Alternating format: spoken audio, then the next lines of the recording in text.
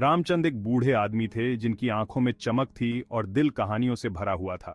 वह एक छोटे से गांव में रहते थे जो हरी भरी पहाड़ियों और खेतों के बीच बसा हुआ था। बच्चों और ग्रामीणों के लिए वह अनंत ज्ञान और मनोरंजन का स्रोत थे। हर शाम वे उनके चारों ओर इकट्ठा होते थे, उनकी रोमांच, प्रेम और इतिहास की कहानियां सुनने के लिए उत्सुक रहते थे। मेरी कहानियां रंगीन टैपेस्ट्रीज हैं जो फोल्कलोर और पर्सनल एक्सपीरियंसेस से बुनी गई हैं। मेरा मानना है कि कहानियों में लोगों को अपनी जड़ों से जोड़ने की शक्ति होती है। उनकी आवाज, हालांकि बूढ़ी और कमजोर थी, सदियों की ताकत रखती थी। ऐसा कहा जाता था कि वह हर मौके के लिए एक कहानी जानते थे, चाहे वह रोते हुए बच्चे को चुप कराना हो या कोई बहुमूल्य सबक सिखाना हो। रामचंद को गांव के चौराहे पर पुराने बरगद के पेड़ के नीचे बैठना सबसे पसंद था। पेड़ उतना ही प्राचीन था जितना कि वह, उसकी शाखाएं एक सुरक्षात्मक छतरी की तरह फैली हुई थीं। यहाँ इसकी छाया में मैं एक लकड़ी के बेंच पर बैठता हूँ, जबकि बच्चे जमीन पर पालथी मारकर बैठते हैं। जब मैं अपनी जादुई कहानियां सुनाता हूँ तो शाम हमेशा हंसी और आश्चर्य से भरी होती है। गांव वाले रामचंद को न केवल उनकी कहानियों के लिए बल्कि उनके ज्ञान के लिए भी प्यार करते थे। उन्होंने जीवन के कई मौसम देखे थे और गांव को बदलते देखा था। उनकी कहानियां अतीत के लिए एक सेतु थीं, जो ग्रामीणों को उनकी विरासत और उनके पूर्वजों द्वारा सीखे गए सबक की याद दिलाती थीं। जिस गांव में रामचंद रहते थे वह शांति का प्रतीक था। हरी भरी पहाड़ियों के बीच बसा यह एक ऐसी जगह थी जहां समय मानो ठहर सा गया हो। मिट्टी और ईंटों से बने घर साधारण थे, जिनकी फूस की छतें उनके देहाती आकर्षण को और बढ़ा देती थीं। घरों और दिलों को जोड़ते हुए पत्थरों से बने रास्ते गांव से होकर गुजरते थे। गांव में सुबह ध्वनियों की एक सिम्फनी होती थी। मुर्ग सुबह की घोषणा करने के लिए बांग देते थे और हवा में पक्षियों की चहचहाहट और पत्तों की सरसराहट गूंजती थी। गांव वाले अपने चेहरों पर मुस्कान लिए अपने दैनिक कामों में लग गए, एक दूसरे का गर्मजोशी से अभिवादन किया। गांव के आसपास के खेत हरे, सुनहरे और भूरे रंग के पैचवर्क थे, जो मौसम पर निर्भर करता था।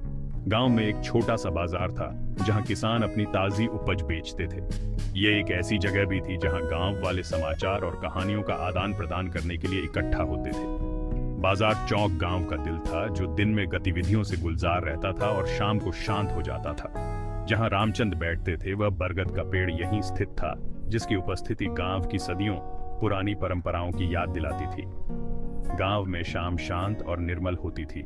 जैसे ही सूरज पहाड़ियों के पीछे ग्रूप होता था, परिदृश्य पर एक सुनहरी आभा छा जाती थी। परिवार रात के खाने के लिए इकट्ठा होते थे और बच्चे खुले स्थानों पर खेलते थे। इसी समय के दौरान रामचंद की कहानियां सभी को एक साथ लाती थीं, जो समुदाय की भावना और साझा विरासत को मजबूत करती थी। गर्मी की एक रात एक भयानक चीख ने शांत गांव को चीर डाला। यह ऐसी आवाज थी जैसी ग्रामीणों ने पहले कभी नहीं सुनी थी, एक ऐसी आवाज जिसने उनकी रीढ़ की हड्डी को हिला दिया। चीख अभी भी रात की हवा में गूंज रही थी, जिससे हर कोई अपने रास्ते में रुक गया। डर तेजी से फैल गया और घरों में दहशत की फुसफुसाहट भर गई। ग्रामीण चौक में जमा हो गए, उनके चेहरे डर से पीले पड़ गए। इतनी भयानक आवाज का कारण क्या हो सकता है? कुछ ने भूतों और आत्माओं के बारे में फुसफुसाया, जबकि अन्य जंगली जानवरों से डरते थे। बच्चे अपने माता पिता से चिपके हुए थे, उनकी आंखें दहशत से फैली हुई थीं। कभी शांतिपूर्ण रहने वाला गांव अब रहस्य और बेचैनी के माहौल में डूबा हुआ था। रामचंद ने भी चीख सुनी थी, लेकिन दूसरों के विपरीत वह शांत रहे। वह जानता था कि डर निर्णय को धुंधला कर सकता है और डर को दूर करने का सबसे अच्छा तरीका समझ है। डरो मत। आपने जो सुना वह एक कहानी का हिस्सा है, एक ऐसी कहानी जिसमें हम सभी के लिए एक सबक है। ग्रामीणों ने एक दूसरे को उलझन में देखा। क्या यह अजीब चीख सचमुच एक कहानी का हिस्सा हो सकती है? रामचंद के शब्दों का सुखदायक प्रभाव पड़ा। धीरे धीरे तनाव कम हुआ और ग्रामीण उसकी बात सुनने के लिए करीब आ गए। उन्हें उस पर भरोसा था, यह जानते हुए कि उनकी कहानियों में हमेशा गहरे अर्थ और छिपे हुए सत्य होते थे। अजीब चीख जल्द ही समझा दी जाएगी और गांव को एक बार फिर अपनी शांति मिल जाएगी। रामचंद ने शांत और स्थिर आवाज में अपनी कहानी शुरू की, उस तरह की आवाज जो डर को उत्सुकता में बदल सकती थी। कई साल पहले उन्होंने शुरू किया। यहाँ से ज्यादा दूर एक राज्य था जिस पर एक बुद्धिमान और न्यायप्रिय राजा का शासन था। इस राजा के पास एक छिपा हुआ खजाना था, एक ऐसा खजाना जो इतना कीमती था कि उसने इसके स्थान को सभी से गुप्त रखा, यहाँ तक कि अपने सबसे करीबी सलाहकारों से भी। ग्रामीण ध्यान से सुन रहे थे। उनका डर धीरे धीरे दूर हो रहा था। रामचंद की कहानियों में हमेशा उनकी कल्पनाओं को मोह लेने का एक तरीका था। एक रात उन्होंने जारी रखा, राजा ने एक चीख सुनी, ठीक उसी तरह जैसे हमने आज रात सुनी थी। यह एक संकेत था कि खजाने के मिलने का समय आ गया है। लेकिन एक पेंच था, खजाने को खोजने के लिए व्यक्ति को बिना हिले डुले 24 घंटे एक ही स्थान पर रहना पड़ता था। ग्रामीणों ने कहानी से आकर्षित होकर नजरें बदली। रामचंद ने आगे बताया कि राजा का मानना था कि खजाना सिर्फ सोना या जवाहरात नहीं है, बल्कि कुछ और कीमती है, यादें। 24 घंटे स्थिर रहकर रामचंद ने कहा, व्यक्ति भूली हुई यादों से फिर से जुड़ सकता है, खुशी और दुख के पलों को फिर से जी सकता है और जीवन की सच्ची दौलत को समझ सकता है। कहानी ग्रामीणों के दिलों को छू गई। उन्होंने महसूस किया कि उन्होंने जो चीख सुनी वह खतरे का संकेत नहीं थी, बल्कि याद रखने का निमंत्रण थी। रामचंद ने उन्हें अपने खजाने की खोज में भाग लेने के लिए प्रोत्साहित किया। एक दिन के लिए एक ही स्थान पर रहें, उन्होंने आग्रह किया, और देखें कि आपके पास क्या यादें आती हैं। आप अपने ही जीवन के छिपे हुए खजानों की खोज कर सकते हैं। ग्रामीण रामचंद की कहानी से प्रेरित हुए।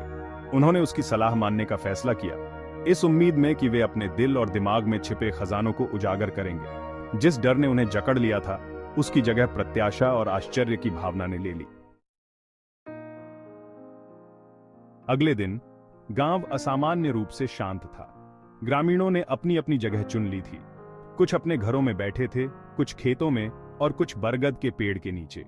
वे 24 घंटे तक डटे रहने के लिए दृढ़ थे, जैसा कि रामचंद ने सुझाव दिया था। यह एक अजीबोगरीब लेकिन रोमांचक साहसिक कार्य था। एक ऐसा साहसिक कार्य जिसने भूली हुई यादों और छिपे हुए खजानों को प्रकट करने का वादा किया था। जैसे जैसे घंटे बीतते गए, ग्रामीणों ने कई तरह की भावनाओं का अनुभव करना शुरू कर दिया।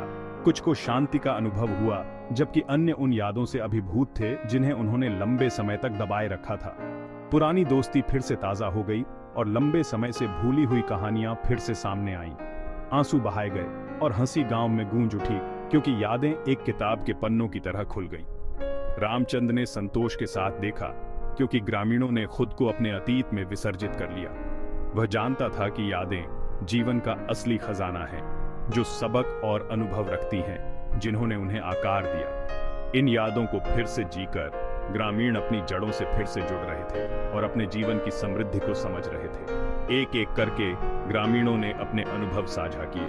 कुछ को बचपन के खेल और साधारण सुखों की खुशी याद आ गई। दूसरों ने दया और प्रेम के उन पलों को याद किया जिन्होंने उनके दिलों को छू लिया था। नुकसान और कठिनाई की यादें भी थीं, लेकिन ये भी मूल्यवान थीं, क्योंकि इन्होंने लचीलापन और ताकत सिखाई थी। 24 घंटे के अंत तक गांव कहानियों से गुलजार था। जिस चीख ने कभी उन्हें डर से भर दिया था, वह उस खजाने की खोज का जरिया बन गई थी जो उन्हें मिला था, उनकी यादों का खजाना। गांव अब सिर्फ एक जगह नहीं रह गया था। यह कहानियों और अनुभवों का एक जीवंत टैपेस्ट्री था, जो उनकी साझा यादों के धागों से एक साथ बुना गया था। 24 घंटे की ट्रेजर हंट के अनुभव ने गांव पर एक स्थायी प्रभाव छोड़ा। ग्रामीणों ने अपनी यादों के महत्व और उनके द्वारा दिए गए सबक को फिर से खोज लिया था। रामचंद की कहानी ने न केवल उनके डर को शांत किया था, बल्कि उनके दिल और दिमाग में मौजूद दौलत से भी उनकी आंखें खोल दी थीं। रामचंद ने उन्हें याद दिलाया कि यादें जीवन के ताने बाने में धागों की तरह होती हैं, जो अतीत, वर्तमान और भविष्य को एक साथ जोड़ती हैं। उन्होंने उन्हें अपनी यादों को संजोने, अपनी कहानियों को साझा करने और उन्हें अगली पीढ़ी तक पहुंचाने के लिए प्रोत्साहित किया। ऐसा करके वे अपनी विरासत को जीवित रखेंगे और समुदाय के भीतर बंधन को मजबूत करेंगे। ग्रामीणों ने रामचंद की सलाह को दिल से लिया। उन्होंने नियमित रूप से सभाएं आयोजित करना शुरू कर दिया, जहां उन्होंने अपनी कहानियां और यादें साझा की। ये सभाएं एक पोषित परंपरा बन गईं, अतीत का सम्मान करने और वर्तमान का जश्न मनाने का एक तरीका।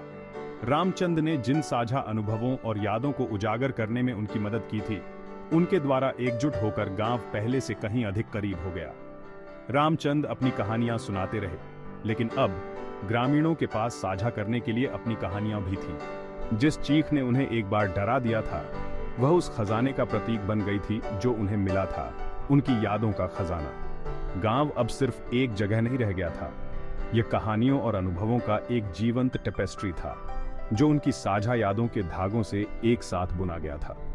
अंत में रामचंद्र के ज्ञान ने ग्रामीणों को दिखाया था कि जीवन का असली खजाना दूर देशों में छिपा हुआ नहीं है या जमीन के नीचे दबा हुआ है, बल्कि उनके अपने दिलों में है। अपनी यादों को संजोकर और साझा करके उन्होंने एक ऐसी दौलत पाई थी जो कभी फीकी नहीं पड़ेगी, एक ऐसा खजाना जो आने वाली पीढ़ियों के लिए उनके जीवन को समृद्ध करता रहेगा।